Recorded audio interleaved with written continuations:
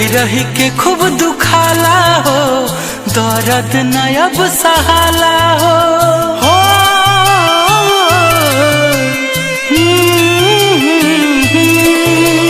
रही रही के खूब दुखाला हो, दर्द न अब सहाला हो। काहे खाती हो लाई प्यार, ऐ वैज्ञानिक मेरे यार, कर दो दिल के दवा का आविष्कार हो। ऐ वैज्ञानिक मेरे यार, कर दो दिल के दवा का आविष्कार।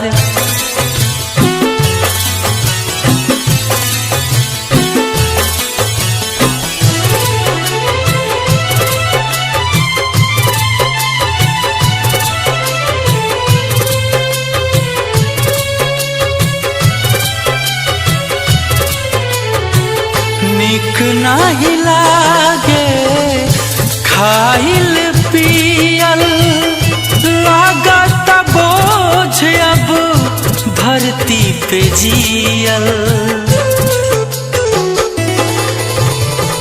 निक नाही लागे खाइल पियल, लागत बोझ अब धरती पे जियल।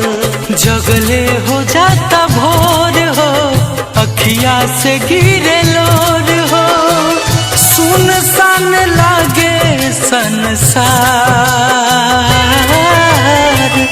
ऐ वैज्ञानिक मेरे यार, कर दो दिल के दवा का आविष्कार।